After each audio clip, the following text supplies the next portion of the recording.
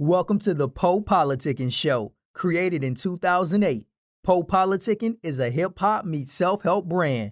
With each conversation, we teach the babies and share success secrets with you, the listener. Our focus is to preserve the hip-hop culture and introduce the future upcoming stars. Past guests of the PoPolitickin show include Yo Gotti, Megan Thee Stallion, DaBaby, Currency, MC Lyte, Jay Prince, Dead Prez, Razcast, and more.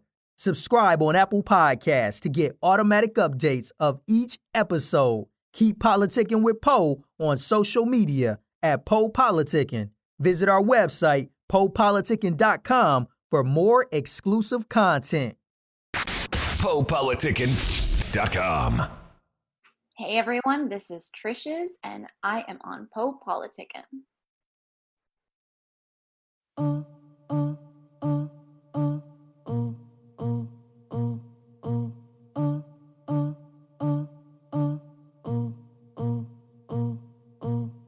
I've slept in your bed more than once. My body's been naked with your body. Don't act like you don't know me.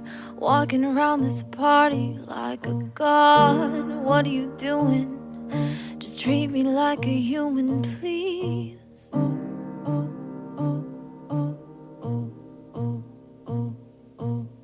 I watched you pick her up the way you picked me up, acting like you don't do this often, but I can see you do it often. You got your hand on the small of her back at the bar. You go to the corner, make out in the dark. I can see in front of me the gas light is flickering. The gas light is flickering.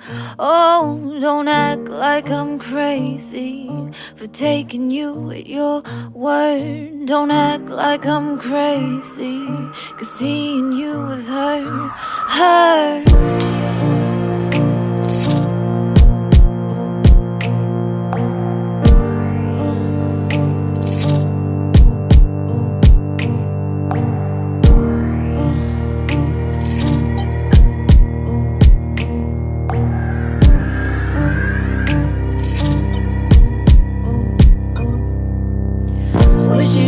Such a common name. I see it on beer and Dr. Seuss books. You got your own club. You're an uncle. You're a cook. Yeah, I get it. You can do anything. You made me feel like I could do anything. Wish I didn't have the memories of where you made it seem like we were seeds and we could grow. But now I know that you know that's never what you intended. But for the sake of pursuit you pretended, and I believed in the gas light is flickering. The gas light is flickering. Oh, don't act like I'm crazy.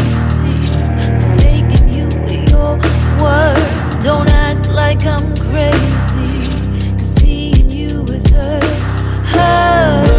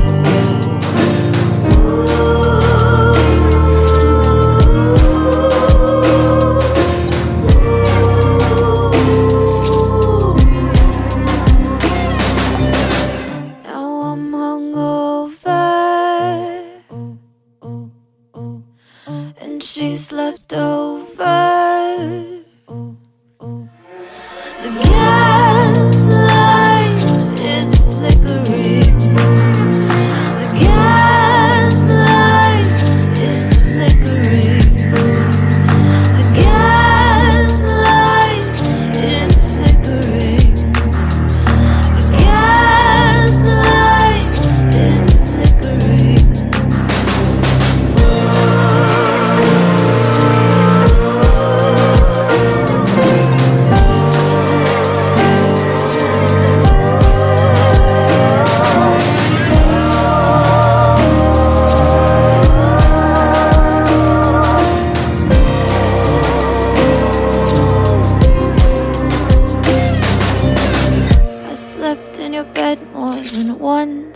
body's been naked with your body.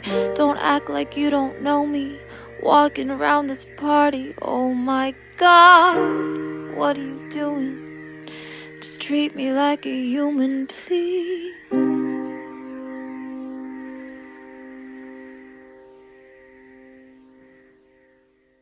Welcome back to PoPolitickin.com, your home for self-help meets hip-hop meets music. Make sure you subscribe. We're on Apple Music. We're on Spotify, YouTube. 1212, and place to be with TRISHES. How you doing? Hey, I'm good. Thank you for having me. No doubt. Talk about your name some. My name, Trishes. So Trishes is the plural of Trish. So my actual name is Trish. And I created Trishes to sort of express these different internal, often conflicting selves. So the Trishes refer to the primal self and the spiritual self and the conscious self in between. You a psychology major or something? I wasn't. I just had like a lot of internal turmoil in my early 20s, and it was just like the way I dealt with it. No, because actually I was reading your bio, and then it even said something about Freud in there. So I was like, she must be a psychology major or something. Then that Yeah. gaslight, I was like, you real deep over here already. I think a lot about psychology and philosophy and anthropology. I think I'm just really fascinated with why humans do the things they do on several levels. And psychology is one of those levels. And, you know, there's a lot to dive into there. So what's your hometown? So I lived in Trinidad till I was 7, and then I grew up in San Diego, so not too far. Okay. I'm in Los Angeles now. Yeah. Yeah, I actually I'm in San Diego now. I'm in Oceanside. Oh, cool. Yeah, I grew up in Carmel Valley. Okay, I know where that's at. Okay. So what do you love about music? Oh, that's a hard thing. I just feel like I feel closest to whatever divine presence there is when I'm experiencing art or music. And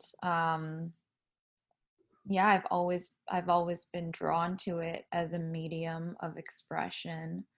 But I think just um, the emotional communication of music is really special. Okay. So just talk about your background. What year did you get involved with music? I think I was singing when I was a really little kid. Like I just put together this spoken word video piece for my dad called Orange, and I went through all of this old footage, and in my dog is rustling around. And in a bunch of them, everyone's like, sing, dance, entertain us, like when I was a little kid. So I was singing since I was little, and then I started playing piano around 11 or 12. And that's really when I started writing songs. And then I went to an art school for high school in San Diego. And I went to a music school for college as well. Okay. And then who are some of your influences with music? I think growing up, as a kid, I was like really into like just pop music. I loved the Spice Girls and the Backstreet Boys and stuff like that. And then when I was a little older, I think like my preteens and teens, I got really into sort of like the more left of center piano vocal singer songwriter stuff. So like Regina Spektor and Fiona Apple. Loved Bjork. So I definitely grew up more listening to that like piano based singer songwriter stuff. How would you describe your music? I think mine is it's like minimalist urban pop. Really concept based, obviously, but in terms of sound wise, I go between like minimalism with like heavy percussion and a focus on a low end when I'm trying to embody more of that primal self.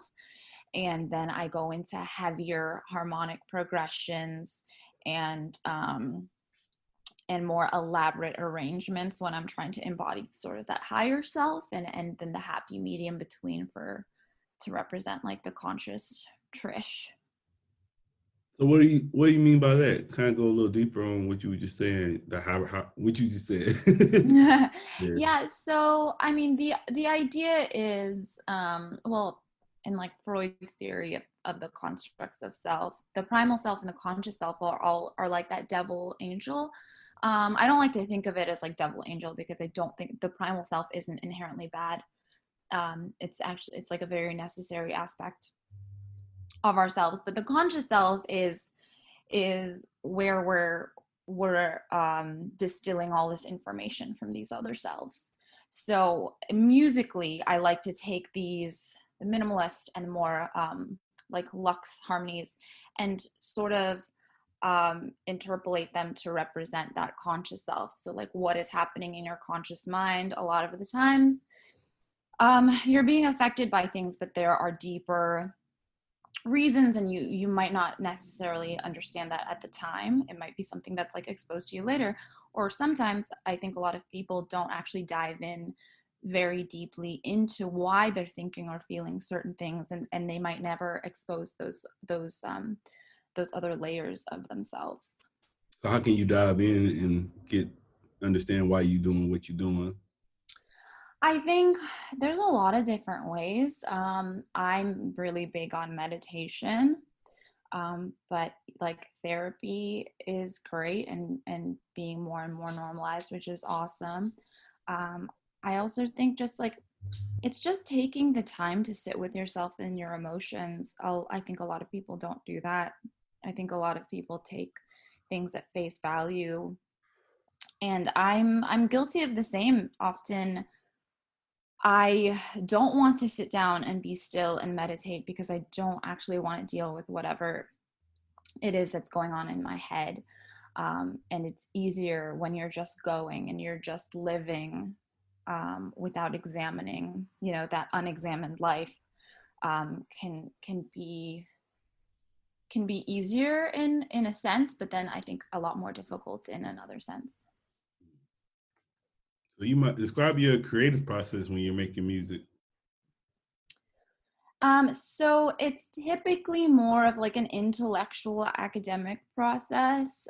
So for Ego, which is my first EP that I released last year, that's based on 5 constructs that I felt that we developed or created to separate ourselves from this like animal primal self. So Ego talks about money and government and self-awareness and creativity and language. And with that type of project where I'm really focused on the concept, I decide first, like, what are the concepts that I feel like I need to talk about? What am I uniquely positioned to speak on? And like, what do I feel called to speak on? And then I dive into those topics, with reading and podcasts and classes, and often find myself writing essays about them, writing spoken word about them. And then when I feel like I've distilled sort of an opinion or like my thesis statement on this topic, that's usually like what the actual song is. But then other times, like Gaslight, I was just really sad, so I wrote that song. Yeah, that song sounds sad. I read the description about it. I was like, damn. So can you talk about that song a little bit?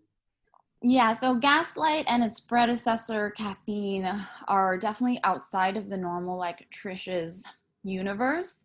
One, in the fact that it is based on like romantic relationship, which isn't something I write about very often.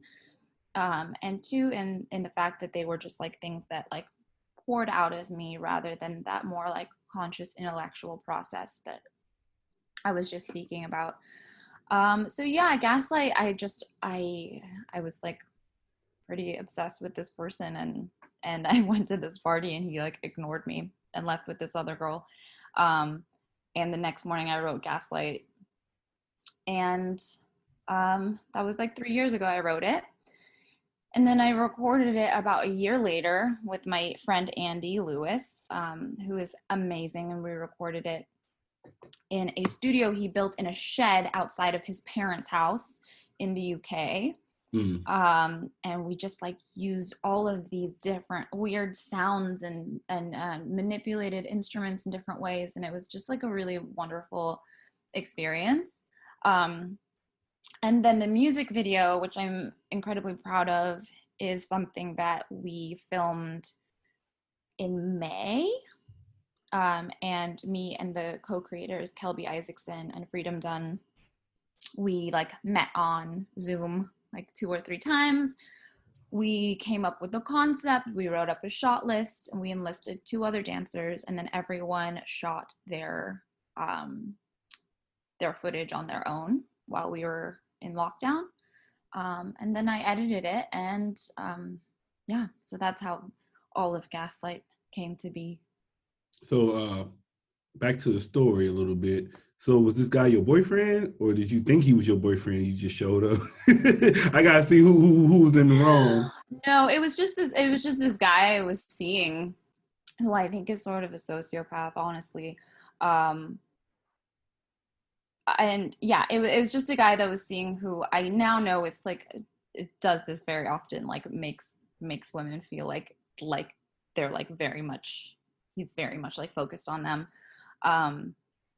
Yeah, it was just really humiliating and like painful to be like ignored in that way. And I think it also just like woke me up to how like my sense of self is attached to others and like external circumstances, which is something that I don't necessarily like, which is something that like I would like to move away from. What are your current projects you're working on? Oh, well, so Ego is the first album, and the Id is finished. I'm just figuring out when I'm releasing that. So I'm finishing up a music video for one of the songs from that. And I'm also kind of embarking on the journey of the next album, which is Super Ego. And that's more about our spiritual selves, where we derive our sense of morality, our ideologies, and where our moral selves like diverge, because I feel like we are generally raised with the very similar basic moral standards. So yeah, I've started recording Super Ego and writing Super Ego and sort of just drawing and stuff, figuring out where that's going. Yeah, I heard they was telling me, the staff was telling me about you was doing something on NRP right now. Oh, Gaslight premiered on, wait, sorry, on what? Gaslight premiered on NPR, which was really cool. Okay, that's yeah. Right. Well, how long has this video been out? A week and a half now. Okay, it just came out. Okay. Yeah. Okay. All right. So what are your career goals? Where you see your career 5 years from now? My favorite thing is live performance. So I just want to travel a lot and play lots of live shows. I miss traveling a lot right now. And I also want to create more community-based experiences. So for Ego, I had these art music pop-ups, because I also make visual art that goes with my my music. So for Ego, it was 5 concepts, and then I made 15 pieces that went with it. And in different paintings, or what are you making? I do stippling, so I do like fine tip Sharpie stippling. I can show you. Yeah, just show me. Let's see which notebook has stuff in it. I think this has stuff in it. So let's see what's in here. Basically, stippling is just a way that so like these are just dots. Wow. Really? So these are just dots. Yeah. I can't show you closer. How long you been doing that? I've probably been doing visual art for like 2 years now. No, I'm saying the dots thing, stippling. That's Yeah, crazy. for like 2 years. It's kind of the only visual art I really do. It's very meditative to me. Yeah, so I did these art pop-ups, and you would check out headphones, and I also do a lot of spoken word, so I would like talk to you, and you would go to these 5 different stations. There would be questions, and you'd have these cards to fill out about like what are you and your community's experience with government and language and money. And then I would also have a local artist contribute art that pertain to their community's relationship with each of those constructs. And then there would be like a small performance element like in the evening. And I just loved doing that. I loved the discussions it brought up between different communities. And I definitely want to do more of that, and just like more activism in general. Really want to find my place and how I can utilize my abilities the best to, help the causes that I believe in. And yeah, those are kind of what I want to do in my future. So what are your interests outside of music? You was kind of talking about it already. What are your interests? Yeah, so along with the music, I do spoken word and I do visual art, but I really want to dive more into my activism. So for a while I was working with refugee families and helping resituate them here. And then unfortunately with the current administration, now we're barely getting any refugees. I've also worked with some asylum seekers at the border. But then once COVID started, I didn't really know where to go. And then, the movement for Black Lives like picked up in this huge way, and I really want to put time and effort and focus into that. But I've also been volunteering with the NoHo Home Alliance, which is like a local organization that that helps people experiencing homelessness. So I just volunteer with like their like hot lunch program. So it kind of, I'm navigating like where we're at, and like what's possible with COVID, but I would definitely love to jump back into the work with asylum seekers once that's like a thing that's safe for them. Yeah, but right now I think especially with the eviction moratorium ending and the expanded unemployment benefits ending, I definitely feel like in my community homelessness is going to pick up, and so just getting plugged in with the needs of that community I think is really important right now. I just want you to share what's some of your favorite books?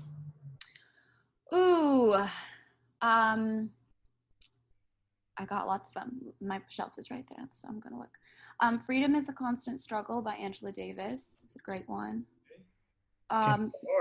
What? I said you came out hard. You came out with a good book.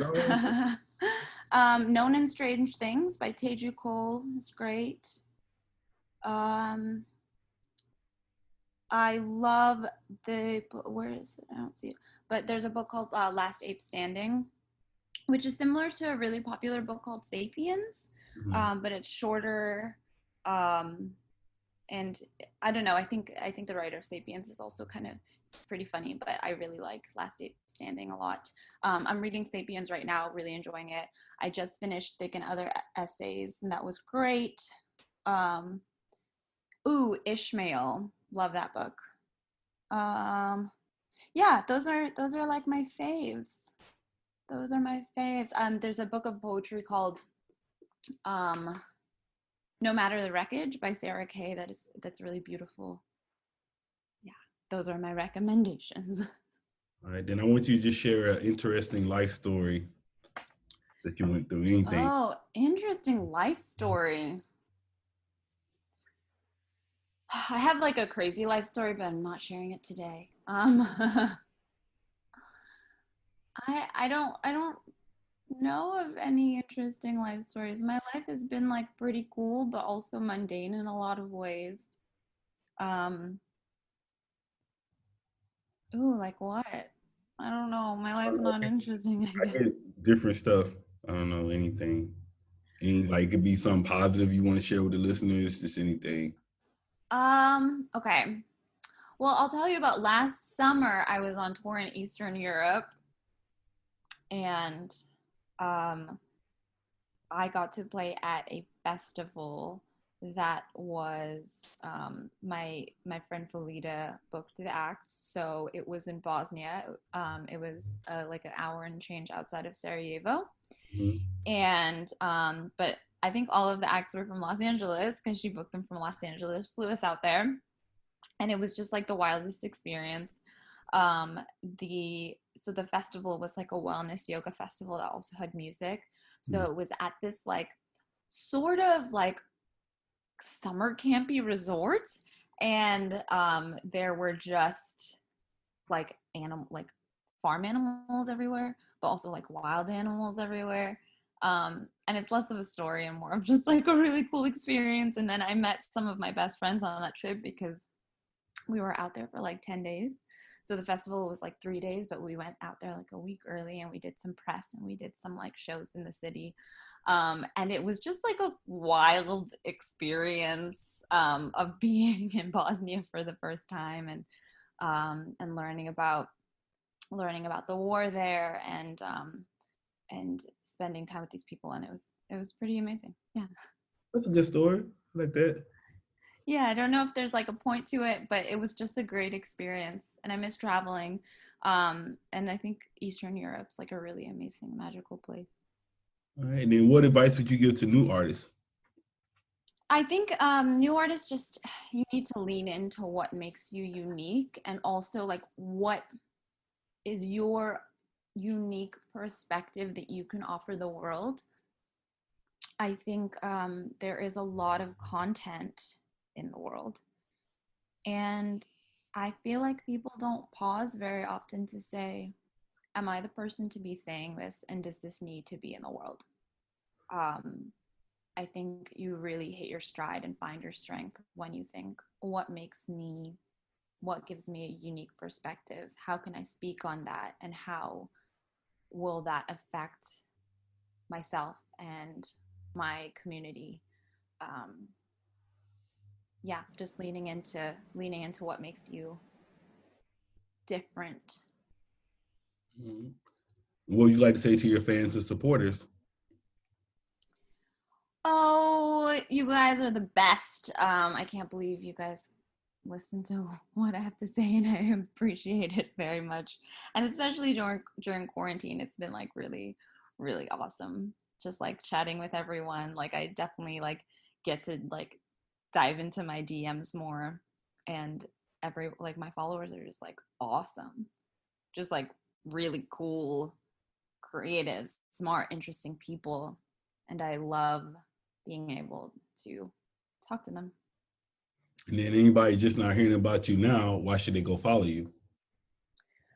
I think if you would like art that is, so there's that quote about art that it's supposed to comfort the disturbed and disturb the comfortable, right? Hmm. So if you want art that is sort of a little difficult, but will be expansive, I think, intellectually or spiritually, I think that I'm a good person to follow, and I don't have all the answers, and I don't have even very many answers, but I have a lot of questions, um, and I think I'm asking good questions, and we're having good conversations as a community, and yeah, I'm really like participatory in that way, that I really want to know what you have to say, and think about the things that I care about, that I speak on. And I said, that's a good, I laugh because most of the people, all they say most of the time is like, oh, because I'm dope. Go follow me. So that was funny. I was like, you actually gave a good answer. That was tight.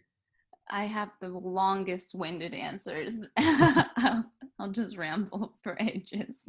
I want to say thank you for coming through politicking with me. Yeah, thank you so much for having me. This was fun. No doubt. What's your social media and everything? So everything is at TRISHES Music, TRISHES Music, and my website is trishes.com. The PoPolitickin Show is brought to you by Audible. With over 180,000 titles to choose from, Audible is great for any continuous learner wanting to grow and expand their knowledge and insight. Go to www.audibletrial.com/POAudio and get an audiobook of your choice free with a 30-day trial. After the trial, your paid membership will begin at $14.95 per month. With your membership, you will receive 1 credit every month, good for an audiobook on Audible. Cancel before your trial ends and you will not be charged.